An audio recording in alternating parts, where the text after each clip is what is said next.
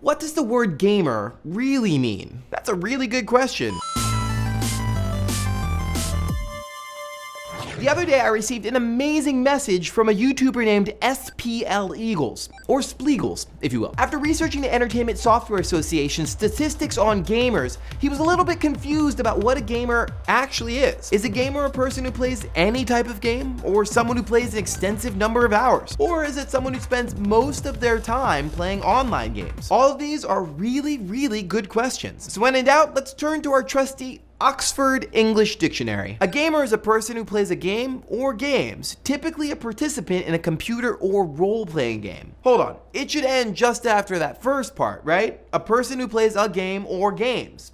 But it doesn't. The official definition says that you're only a gamer if you play certain types of games. Shouldn't people who play all types of games be gamers too? As it turns out, the very idea of gamers results in some weird classifications. Casual gamers, hardcore gamers, true gamers, all of which become very problematic very, very quickly. When Aisha Tyler hosted Ubisoft's E3 press conference, some people got downright nasty because they felt like she wasn't a gamer. She fired back on Facebook. I've been a gamer since I double-wielded in Time Crisis 3 at Fuddruckers. First of all, Fuddruckers. Second, that's dedication, also kind of expensive. We'll link to it in the description because it's awesome. Here's someone who clearly loves video games who's being told that she's not a gamer because she doesn't fit the part, whatever that means. Instead of being inclusive or even just descriptive, the term gamer has become exclusionary and hostile. It's gotten so bad that Nintendo launched an I'm Not a Gamer campaign, which is weird because they're a video game company.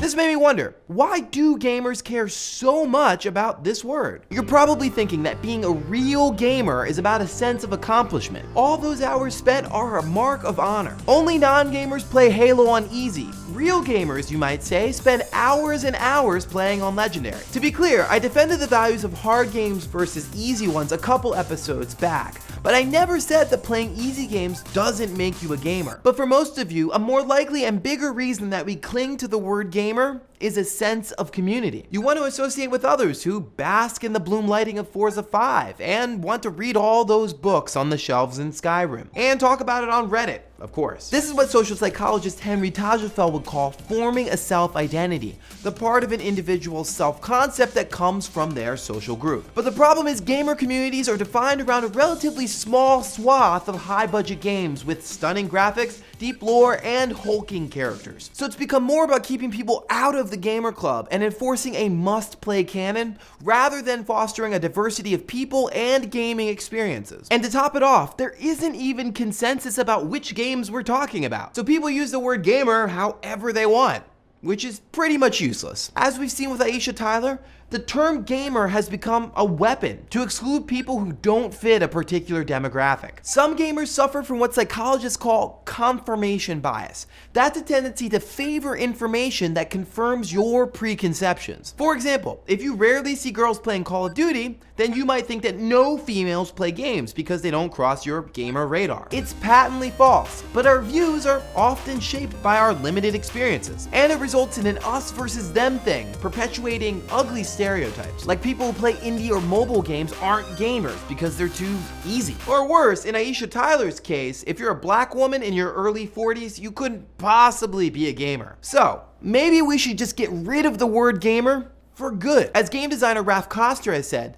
the worst possible fate for games would be for them to become niche. I shouldn't have to say this, but games are for everybody. We don't have endless debates about who's a musicer or movier. Those are just things everybody does. And that's quickly becoming true for games too, except for my dad, who I crushed 78-0 in Madden when I was 12. What? He never really recovered from that. I'm sorry, Dad. As it stands right now, having a label like gamer turns people away. It creates the illusion that a gamer is just one type of person, when really the gaming population is so much more diverse. And it's confining the medium to a certain type of game that gamers like. Let's call those real games for the moment. The argument that you always hear is that real gamers play real games like God of War, Bayonetta, or Grand Theft Auto. Hey, I like those games too, but the problem is that real games are really just one type. Manifestos abound, and when a game is released that doesn't fit the mold, like Proteus or Dear Esther, it gets labeled as not a game, which is ridiculous. ridiculous. It's like saying action movies are the only real movies, and other types of films that are made for people with different tastes aren't even worth considering. That's why I meet so many people who say, I'm not a gamer, but then list off Angry Birds or Madden or whatever else they've been playing. See the problem? So what if you don't want to play a game that involves killing orcs or headshots? Games and gamers should not be limited to certain types of experiences. So will we ever get rid of the word gamer? Probably not, but maybe we could shift the definition. Here's what I think. If we're really stuck with it, the term gamer should be a title that's earned by someone with a deep knowledge of all types of games. Let's not limit it to a demographic that only plays real games. Instead, the word gamer could be like cinephile or bibliophile, someone who's literate in the history and variety of a given medium. This kind of gamer would be well respected and important.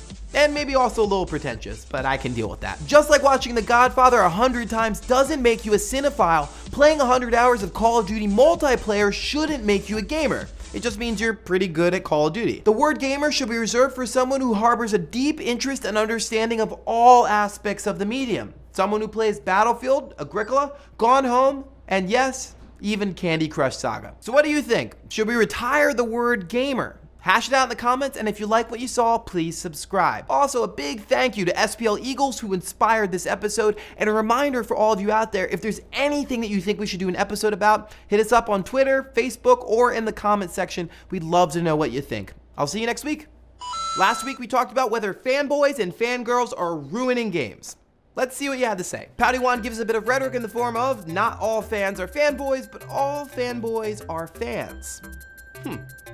Leokuon makes the astute observation that social media may be in part to blame, and I actually agree with you. Twitter is excellent as a broadcast medium, but one of the things it doesn't do very well is allow people to filter what they actually see. So it might be a bunch of individual people who are saying mean things about you, and they're only saying it to like 10 other people, but to you, the recipient, it feels like everybody in the world is against you. Yeah, that's a really good point. Sometimes the social media institutions themselves might be to blame for why developers are kind of feeling under the gun. Colin Newpel says that developers are getting better about growing thick skin, which is interesting because I feel like the argument goes that developers or people who do creative stuff in general have to develop thick skin to deal with comments rather than moving the onus over to people who leave nasty comments in the first place or unreasonable demands. But yes, I do think that developers, are learning how to deal with people in the community who aren't so positive, but I kind of wonder, should they have to? Tanner Carson was a backer of the Broken Age project, which is awesome. It's a great thing to be a backer of, and notes that what he wanted out of this game was a sense of nostalgia, and that's what he was buying into,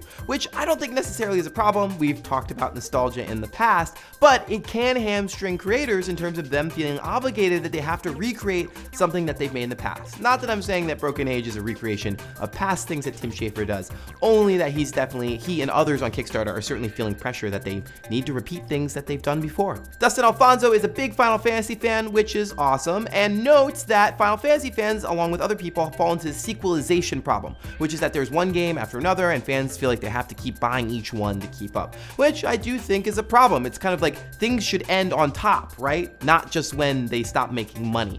At least that's what most creators would want. Anon worked on a reboot of a popular franchise. You should read the whole comment, but the TLDR version of it is worked on a popular reboot. The fans hated it. That forced the publisher to sort of pull support from it. The game was released to critical acclaim. Fans still hated it. So yeah, it's kind of a cautionary tale. I don't know what game that was, but yeah, that sounds like that sucks. Blue Hornet 632 notes that fanboyism is happening in other parts of the world and other parts of culture. That's totally true. But as I note in the episode, I do think gamers have a special form of entitlement in the sense that games forge a very specific bond between yourself and the character that you see on screen. So that gives them additional leverage, or additional, I would say, emotional leverage, feeling like they're more connected to it. But yeah, you're right. I mean, this is a problem elsewhere as well. Katana's Machinima and Other Offenses, first of all, wins the award for the longest YouTube handle I've seen in the life of the show, but also notes that their enthusiasm for making games has totally waned because the prospect of making something successful and then having death threats sent to your family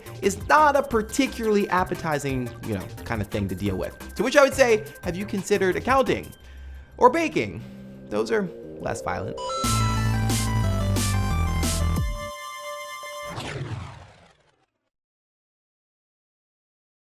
Hey there, newcomers. First of all, welcome. Second of all, as many of you have noticed, I wear glasses without any lenses in them. And the reason why is because I wear the exact same frames, but with lenses, but there's lots of glare, so that's super distracting. So when we're filming, voila, no glare, no lenses. So I'm not one of those people who just like wears glasses without any lenses in them to be cool or something like that. That'd be pretty dumb. So no need to say anything about it in the comments, hopefully.